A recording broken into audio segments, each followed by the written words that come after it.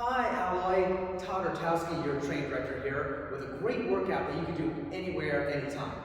So I have this workout designed in a couple of different ways that you can put it together. So I have 3 circuits.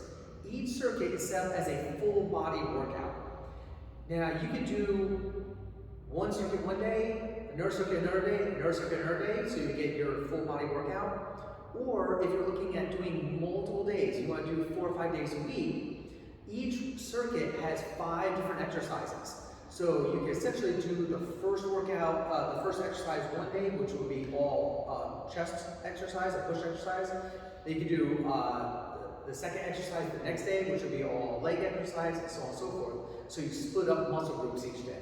So there's a couple of ways you can put this together. Or you could do all 3 circuits. You can do one exercise of each circuit one time, and go through each circuit so that you get a multitude of exercises each day. So a couple of different ways you can put this together. So I'll walk you through each of these exercises. I'll also tag you on this workout so you'll have the written list as well. Okay? So first exercise is a push-up. Now with every exercise I'm going to do, I'm going to show you modifications so you can make it as easy or as difficult as you want it to be. So the first one is push-up. So your standard push-up, hands about shoulder width apart, you be on your toes. Now, when most people do a push-up, they tend to let their elbows flare out to the side. You want to try to keep your elbows in close together, like this. So if I go from this position, you'll see, again, most people tend to flare out. You want to keep your elbows close in. Okay? Now, it's not a tricep push-up where you're bringing your hands real close together. Hands about shoulder width apart. You come down, keep your head up, chest up, so your head should be neutral. You don't want to be lifting up, you don't want to be tucking down. You come down, try and get your chest as close to the ground, and then right back up. If you feel pain in anything, your elbow, your shoulder, stop immediately and modify it. So you can always drop this down to your knees. Coming down and up. Okay? That's not cheating. It's better to do it easier and do it right than make it too hard and break through. Okay? So you can always do it from your knees, you can do it from your toes, or you can also do it incline. So if you just come across a table or a countertop, something that's stable, you can go up to the table and do your push-up from there. Okay? So a couple ways to modify that to make it easier. Okay? Your next one, we're looking at doing squats. So with a squat, you could go and just simply squat down, keep your weight on your heels, and up. Okay? Now, if you want to make this a little bit harder,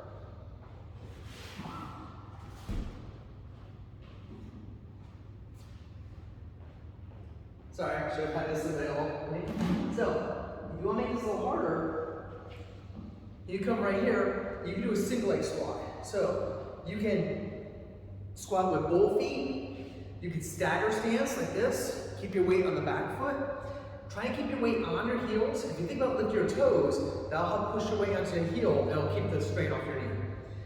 You can bring your foot out a little bit more, or make it harder, bring one leg up, and control down, just like that.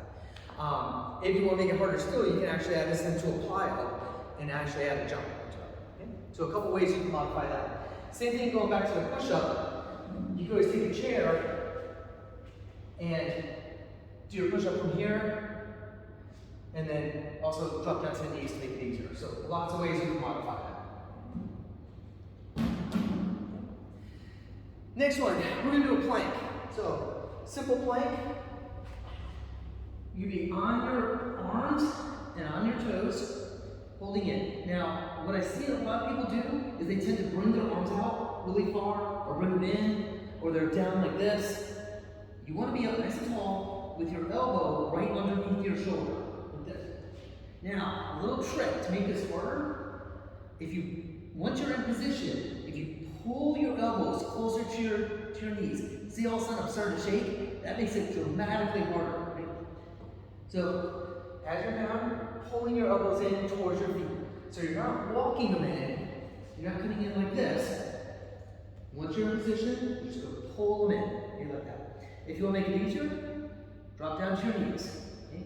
Now, as you're doing this, You don't want your hips to sag. You don't want to plank up. You could also make it a little easier by grabbing your chair and doing it from an incline position. Right here, or easier still, down from the knees. Okay? Same principle applies. You can still pull your elbows in to make it more challenging. And the last one in this circuit, we've got jumping jacks. So you've got your standard jumping jack, starting feet together, hands down by your side, coming up, staying on your toes, just like that. Okay? Now this is the only one we're going to do in this circuit by time. The plank and the jumping jacks we'll do by time. So generally you want to aim for 30 to 60 seconds. If you go more, great. If you need to do a little less, that's fine too. Now, a couple ways you can modify the jumping jack. Okay? If you don't want to jump, okay, you can do a step, side to side, like this. Or you can do star jacks. This will take the jump out, but still just as challenging. What you're going to do is you're going to come down, think about squatting down, almost hugging your knees. Now if you can't get down this low, if you just get down to here, that's fine. It's however low you can get. Down and up. Right here. Okay? You do that for about 30 seconds to 60 seconds, you're going to get your heart rate up real fast, I promise you. So that's your first circuit. So again, a quick recap. We got the push-ups, squats, the plank, one I missed, the door jamb rows. So, this is to work your back. So, with the door jamb row, what you do, you come over to a doorway. So, unfortunately, I don't have a doorway here to demonstrate, but come over to a doorway, go into the door jamb. So, essentially, the door will be facing up this way. Come to the door jamb, hold on, kind of straddle, and you go pull, squeeze your shoulders back, and release. Now, there's generally not a whole lot to hold on to when you're doing this. So if you have a pole like this, or a column, that's gonna make it a lot easier. But if you have the door jamb, you can kind of hold on, you go pull. The trick here is about squeezing your shoulders back. With this, there's not gonna be a whole lot of resistance, but if you're squeezing those shoulders back, you're not gonna need a whole lot. Concentrate on flexing the muscles. So you want to flex the rhomboid waist, the rear deltoid waist, right back here. Okay? So everyone, squeeze and release. Okay? So that's your first circuit. So a quick recap. We've got the push-ups, squats, plank, the door jamb rows, and the jumping jacks. Okay? So with each circuit, you're looking at doing it 2 to 4 times each time. And then on your reps, you're looking at anywhere from 15 to 25 reps, and you can go and increase your resistance, decrease your resistance, doing whatever you need to. Okay? So that's your first circuit. Okay? Second circuit, we're going to start off with a push-up with rotation. So this is going to add a little more dynamic to it. So just like your push-up that we did before, you'll be right here, you're going to do your push-up, but as you come up, you're going to rotate, looking at your hand, pulling your arm back. These are also called T push-ups. And then back down, and the other side. Back and forth. So you get a little rotation in there as well. You can also drop down and do these from the knees, just like before. Okay? Or you can also do it from your chair. Again, if you're using a chair, obviously make sure it's a stable chair, make sure it's not on a slick surface. That's going to roll or slide. So you do your push-ups right here again, pulling back. Remember, keeping those elbows in close to your side as opposed to flaring out. So that's your first exercise. Your second exercise in this, we're going to do a lateral lunge. So with a lateral lunge, you're going to have both feet starting together, both feet facing forward. You're going to step to the side, keeping both feet facing together, facing forward. People have a tendency on this to point that foot out to the side. The more you point it out to the side, the more it's going to work your quads. We're trying to work the abductors on the outside right here, and the glutes. So we want that toe facing forward. You're going to bend that knee that you step with, keep your weight on your heel, pushing your butt back, but staying forward. You don't want to lean forward like this. You want to stay looking up. Okay? And then you're going to step right back up into it. So it's down and up. Okay? Now, a couple ways you can make this a little easier. If you don't want to do that step into it, you stay with your legs spread wide and just down and up. Okay? Okay? So you can make it a little bit easier if you need to. Okay? So you do 10, 15, 25 reps on one side, you do your reps on the other side. Okay? So that's your lateral lunge. Next one, we're going to do a high plank with, we're going to do, high plank with knee tucks. So, you can be in a push-up position, just like this, and you're going to pull both knees in and out, in and out. If that's too hard, you can alternate, just like that. As you're doing this, think about pulling your belly button in, keep your abs tight. You can also modify this. Again, bring out your chair. You can do your knee tucks or alternate, okay, to make it a little easier. So that's your high plank with knee tucks. Now we're going to work the back again with an airplane cobra. So this is a very deceptive exercise. It's a lot harder than what it looks. You're going to be on your stomach. You're going to extend your arms and legs all the way out with your palms facing together. You're going to lift up. You're going to bring your arms back. Now, as you bring your arms back, people have a tendency to flip their hands this way.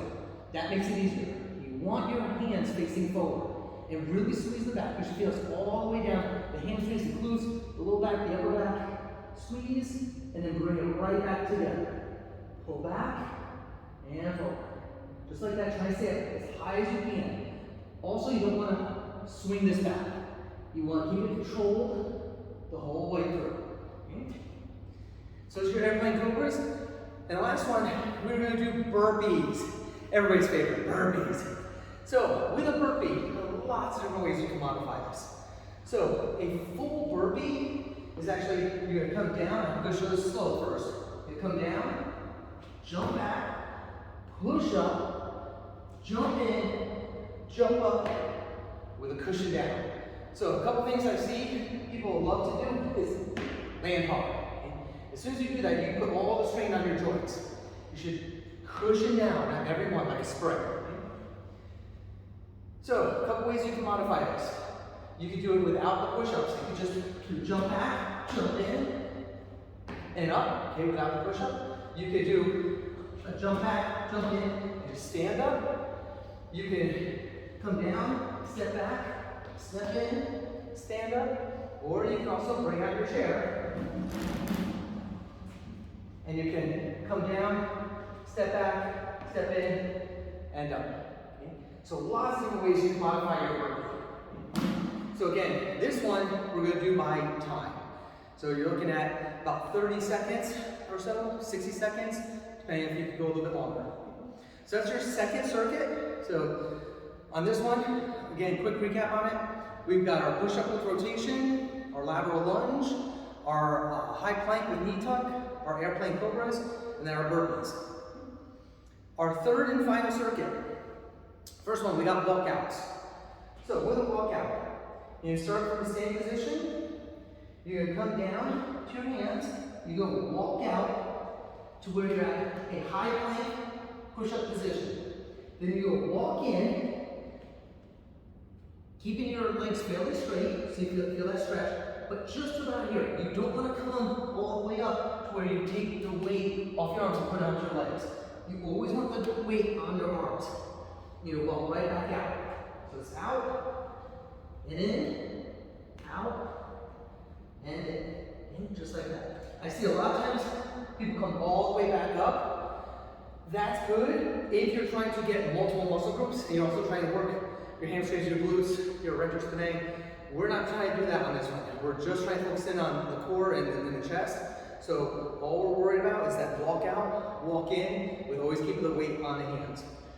If you want to make this easier, you can drop down to your knees. Now this makes it a lot easier. So you can walk out, walk in, right here, and try and keep that tension on the chest the whole time. So those are your walkouts. Next one, we've got split squat. So with a split squat, okay, and we're gonna, a couple ways you can do this too if you want to modify this.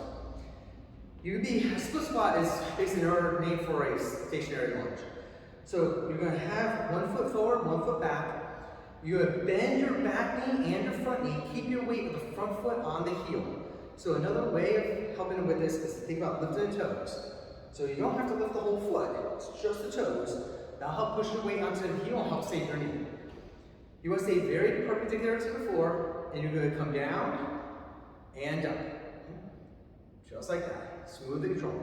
If you want to do this, where you're close to a wall to hold on for a little extra balance, that's perfectly fine. Okay? So as you're coming down, take a look at my knee. You see it's staying back. Don't want to be coming forward like this. That's going to put a lot more torque on the knee. You also don't want to be leaning forward here, okay? Or leaning back. It's coming straight down, bending both knees, and up. Okay? So go ahead and do one set on one side on the other side. Now, if you want to add a little twist into this, pun intended, we can actually add a twist. So, extra rotation with rotation, you're going to come down, twist, and up. So it's like a corkscrew. As you come down, you twist towards the leg that's forward. Again, if you want to be close to a wall or a chair that you can hold on to, as you're coming down, you can do that. Okay? So a couple ways you can make this a little harder. You could go and do it all from one leg. You come down and then up. So you're adding a little bit more balance component to it. And you can still make this harder still by adding a plyo. So you come down, jump up, and down. Okay? Right there. You can make this easier by, again, holding on. As soon as you have a little bit more stability, this can make it a little easier. Now, another way to make this easier is by not getting quite as deep. So if you can't get all the way down, that's okay. Go down to where you can, as long as you're not feeling pain. As soon as you feel pain, stop. So coming down just a little bit, and up with that stability will help out. And then our last two, we've got bird dogs. So another one is a big yoga move. This is a little more challenging than people realize. You'll be on your hands and knees, hands right under your shoulder, knee right under your hip. I see a lot of times people are really wide when they do it.